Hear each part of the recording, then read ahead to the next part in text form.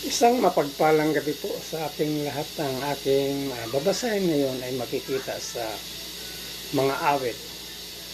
Kapitulo 23, versikulo 1 hanggang 2. Si Yahweh ang ating pastol. Ito po ang nakasulat. Si Yahweh ang aking pastol, hindi ako magkukulang. Ipinapahimlay niya ako sa luntiang pastulan at inaakay niya sa tahimik na batisan. Yan lang po. Maraming salamat. Purihin ang Panginoon. God bless. Isang mapayapang gabi po sa ating lahat. Sa aking pong pagpapatuloy ng aking paglalahad, ngayong gabi po, mula pa rin po sa Aklat ng Mga Awit, Kabanata 23, sa talata 3, ito po ko nakasaad. Pinapanumbalik ang aking kalakasan at pinapatubayan niya sa tamang daan upang aking parangalan ang kanyang pangalan. Ito po ang nakasaad sa banal na kasulatan. Ang pagpupuri po lagi ay sa Amang Lumikha. Amen. Isang mapagpalang gabi po sa ating lahat. Ang akin pong babasahin ngayon ay mula sa libro ng Salmo chapter 23 verses 4 and 5. Dumaan man ako sa madilim na libis ng kamatayan, hindi ako matatakot, dahil kayo'y aking kasama. Ang inyong pamalo at tungkod, ang sa akin umaaliw.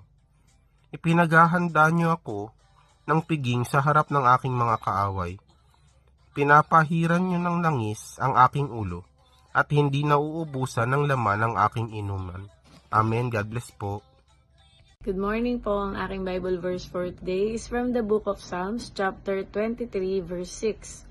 Surely, your goodness and love will follow me all the days of my life, and I will dwell in the house of the Lord forever. Amen. Ang mabuting balita ng ating Panginoon. Tayo po dyan sa Psalms 23 now. The Lord is my shepherd, there's nothing I lack.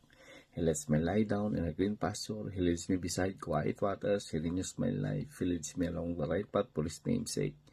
Even when I go through to the darkest valley, I fear no danger, for you are with me. Your rod and your staff, they comfort me. You prepare a table before me in the presence of my enemies. You anoint my head with oil.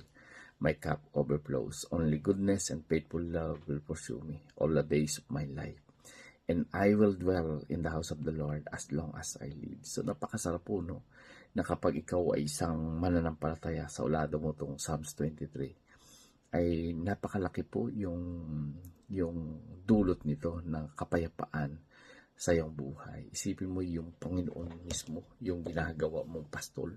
Talagang sabi nga dyan ng Psalmist, hindi siya pinagkukulang. So napakasarap po na kapag inilagak natin yan sa ating puso, na yung Panginoon, siya yung ating pastol, hindi po niya tayo pagkukulangin na sa bawat desisyon na gagawin natin, na sa bawat hakbang na gagawin natin, ay lagi po itong nasa ayos, no? Lagi po niya tayong dadalhin sa tama. So napakainam po na yung Panginoon yung gawin nating pastol ng ating buhay at hindi po tayo magkukulang.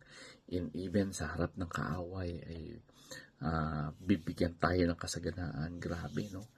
Kaya i-memorize po natin yan, yung Psalms 23, isa po sa napakagandang chapter yan ng Psalms, no?